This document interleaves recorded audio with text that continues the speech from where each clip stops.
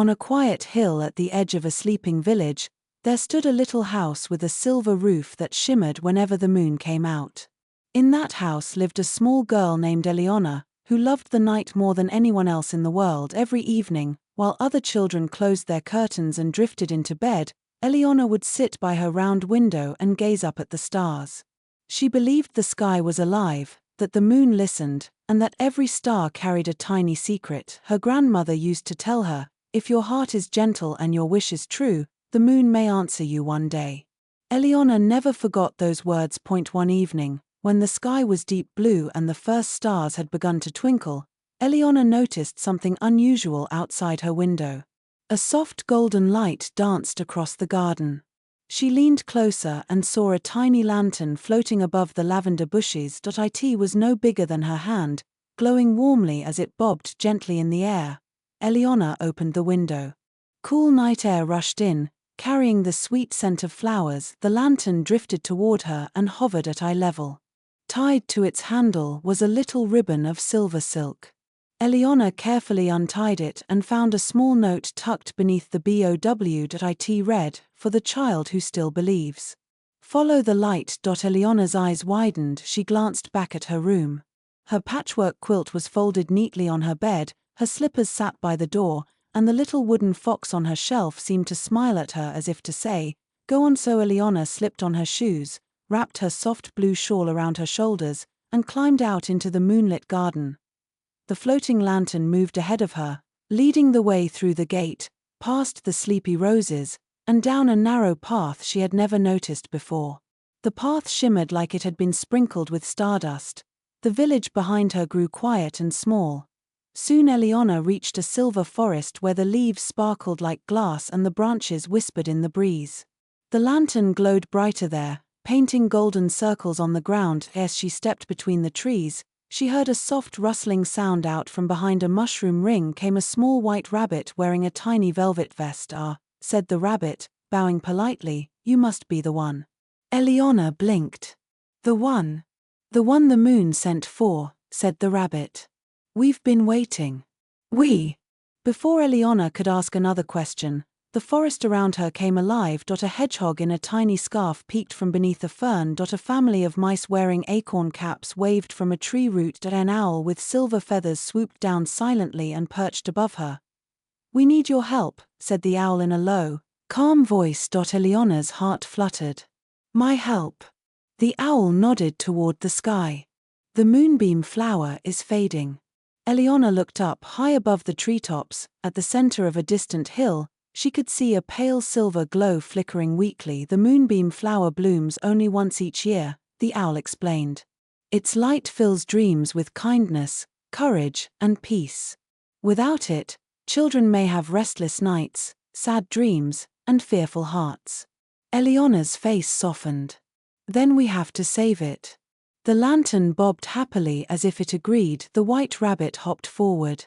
"There are 3 things needed to restore the flower's glow: a tear of kindness, a feather of courage, and a whispered wish that comes from a truly hopeful heart."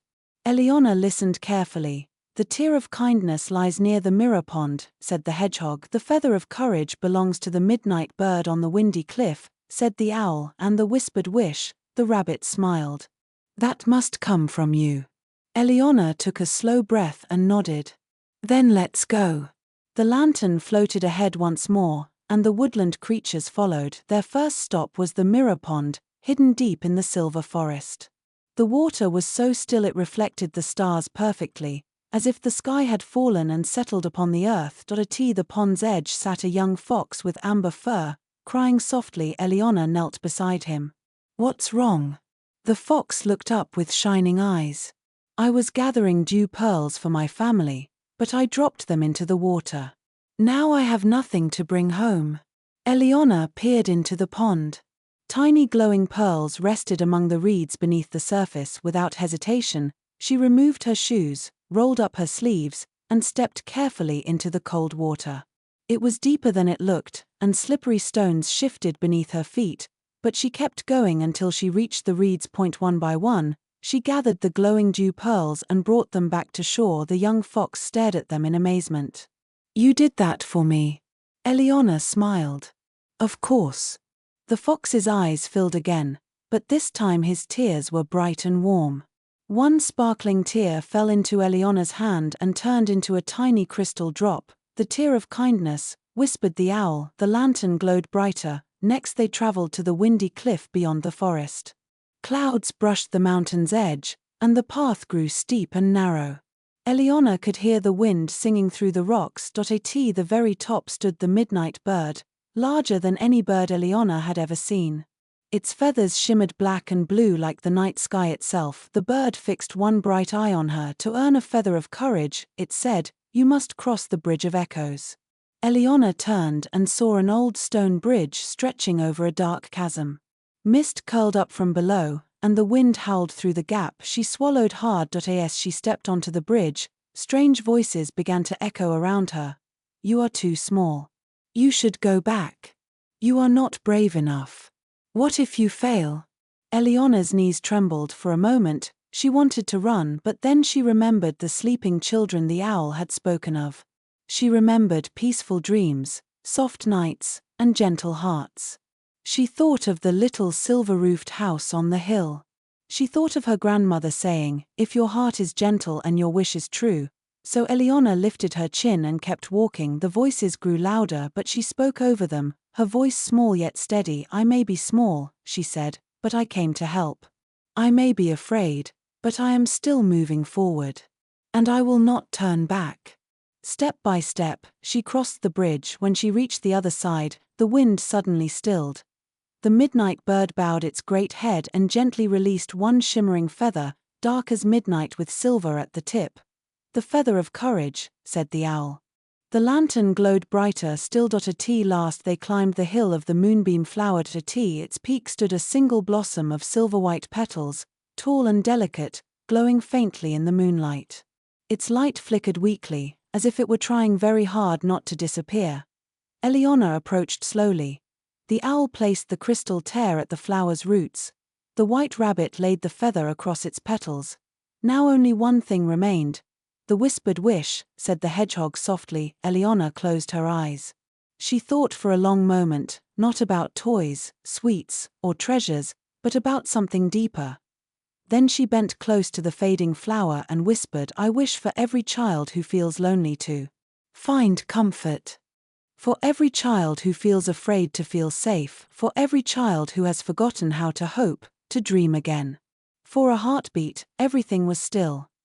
Then the flower began to shine. A silver light poured through its stem, raced along its petals, and burst into the air like moonlit rain. The whole hill glowed. The trees sparkled. The pond in the distance shimmered. The stars above seemed to dance brighter than before. The woodland creatures cheered. The rabbit spun in circles.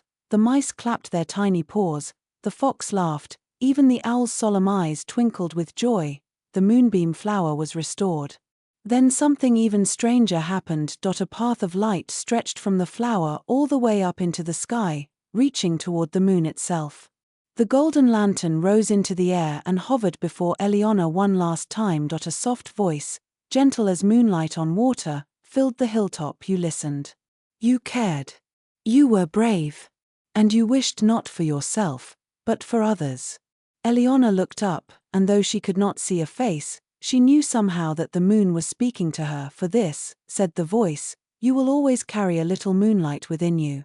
The lantern touched her hand and dissolved into a shower of glowing dust. One tiny spark settled over Eliana's heart. Warmth spread through her chest. Then the silver path began to fade, and the rabbit gave her a knowing smile. "It is time to go home." The journey back felt softer, quieter, dreamier somehow. The forest whispered goodbye. The fox waved his tail. The owl soared overhead, guiding her. And when Eliana reached her garden once more, the first pale light of dawn was beginning to color the horizon. She climbed through her window and slipped into bed just as the last star faded from the sky. For a moment, she wondered if it had all been a dream, but when she placed her hand over her heart, she felt a faint warmth there, like the glow of a tiny hidden lantern. From that night on, something changed. Children in the village slept more peacefully. Tears dried more quickly. Bad dreams seemed softer and shorter. And many children woke with the strange feeling that, somewhere in the night, someone had wished for their happiness. As for Eliana, she still sat by her window each evening, watching the stars, but now, when moonlight filled her room, she would smile to herself, because she knew the truth: the moon really did listen, and somewhere beyond the silver forest, on a hill no ordinary map could find, the moonbeam flower still bloomed brightly beneath the stars, filling the night with courage, kindness, and hope. And if ever another child with a gentle heart looked up at the moon and truly believed, a little golden lantern might appear once again, drifting softly through the dark, carrying a note tied with silver ribbon for the child who still believes. Follow the light.